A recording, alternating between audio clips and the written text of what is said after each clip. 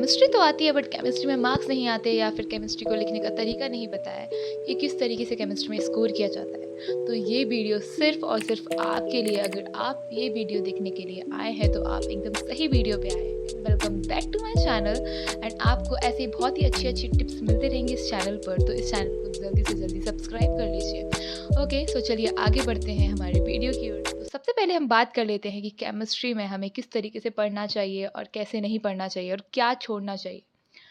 तो केमिस्ट्री में हमें सबसे पहले name reactions like organic chemistry and inorganic chemistry को बहुत ही स्ट्रॉन्ग कर लेना चाहिए, क्योंकि इनऑर्गेनिक केमिस्ट्री के जो कंसेप्ट होते हैं वो बहुत ही अच्छे से हमारे ऑब्जेक्टिव्स टाइप्स क्वेश्चंस में पूछ लिए जाते हैं। और अब बात करते हैं ऑर्गेनिक केमिस्ट्री की। तो ऑर्गेनिक केमिस्ट्री को हम याद कैसे करें और ऑर्गेनिक केमिस्ट्री को हम पढ़े कैसे।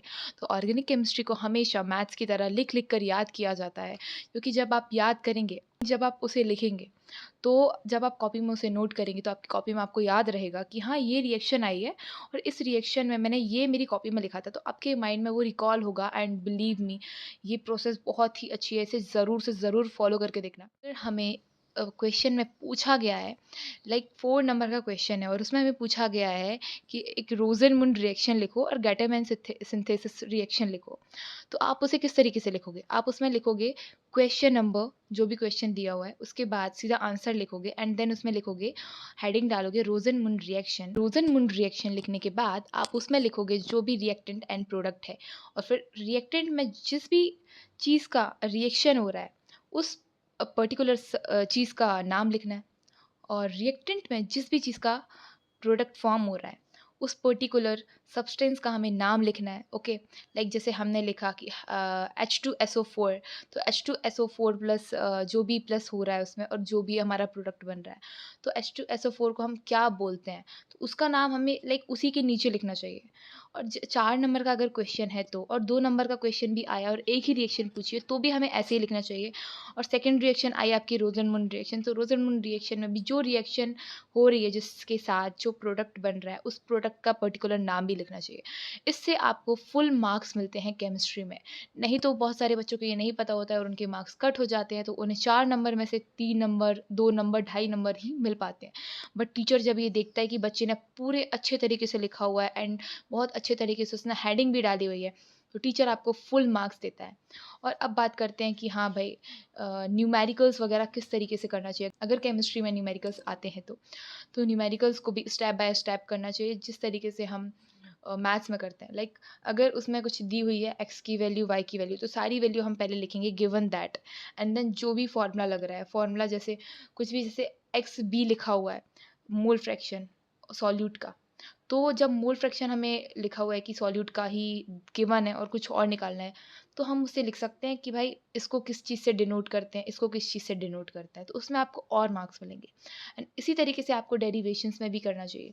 डेरिवेशंस में भी आपको जो भी डेरिवेट करना है उस पर्टिकुलर थिंग का, जैसे एक्स वी, जैसे मैंने आपको बताया मोल फ्रैक्शन, तो आपने उसमें जो भी पर्टिकुलर फार्मूला लिखा, जैसे कि आपको relating lowering of vapour pressure find करना है, तो आप उसे किस तरीके से लिखोगे डेरिवेशंस को। डेरिवेशंस आपको बहुत अच्छे से आना चाहिए। पहली बात तो आप उसकी प्रैक्टिस करो जैसे मैथ्स में करते हो। उसके बाद आप हर एक शब्द को डिनोट करके लिखोगे कि पी नॉट ए क्या है, पी एस क्या है, एक्स ए क्या है, एक्स बी क्या है। इस तरीके से अगर आप बाजू बाजू में ये लिखोगे ना, तो आपको फुल मार्क्स मिलेंगे। आपको पूरे मार्क्स मिलने से कोई रोक ही नहीं सकता। बिलीव मी, ये चीज़ मैंने भी की और मुझे भी बहुत अच्छे मार्क्स मिले थे। मुझे ये टिप्स बिल्कुल भी नहीं पता थी और मुझे किसी ने गाइड नहीं किया था। मुझे मेरी टीचर ने बताया था एक्चुअली कि इस तरीके से लिखा जाता है, इसीलिए मार्क्स कटता है। तो प्री बोर्ड में मैंने ये सारी मिस्टेक्स मेरी सुधारी एंड देन बोर्ड एग्ज़ाम में मैंने बहुत ही अच्छा स्कोर किया था मेरी केमिस्ट्री में, एंड सारे सब्जेक्ट में ही काफ़ी अच्छा स्कोर किया था। और उसके बाद हम बात कर लेते हैं कि ऑब्जेक्टिव्स क्वेश्चंस हम किस तरीके से लिखते हैं। ऑब्जेक्टिव क्वेश्चंस को सबसे पहले आप लिख लीजिए कि हाँ, क्वेश्चन नंबर 1, क्वेश्चन नंबर 2 में फिल इन द ब्लैंक्स है, मैच द कॉलम है। सबके 1 2 3 4 लाइन्स लाइन वाइज लिख लीजिए, नंबरिंग कर लीजिए। उसके बाद आपसे जो बन रहा है आप सिर्फ उसको लिखिए एंड देन उसके बाद सब छोड़ दीजिए जो नहीं बन रहा है। फिर क्वेश्चन आंसर पे फोकस कीजिए। क्वेश्चन आंसर जब सारे हो जाएँ उसके बाद आप केमिस्ट्री के जो आपके ऑब्जेक्टिव्स थे उन्हें लिखिए, ताकि आप जब क्वेश्चन आंसर्स करेंगे, अपने डेरिवेशंस करेंगे, रिएक्शंस लिखेंगे, तो आपको बहुत अच्छे से और भी जो ऑब्जेक्टिव्स नहीं बन रहे थे वो कुछ कुछ याद आने लगेंगे। ओके। और हाँ, एक बात और, जैसे आपका 4 नंबर में या 3 नंबर में क्वेश्चन आता है, तो आपको वो क्वेश्चन नहीं बन रहा है और उसमें कुछ हेडिंग पूछी गई है, कुछ डेफिनेशन पूछी गई है, तो आपको सिर्फ़ उसकी 1-2 लाइन्स ही याद हैं, तो आप उसे कैसे लिख सकते हैं? पूरे-पूरे 4 नंबर मिलेंगे आपको, अगर आपको वो 1-2 लाइन का ही याद है तो। सिर्फ़ पॉइंट बनाकर लिखिए और जितने मार्क्स में पूछा गया है, उतने पॉइंट बनाइए। आप पॉइंट अपने मन से बना सकते हैं।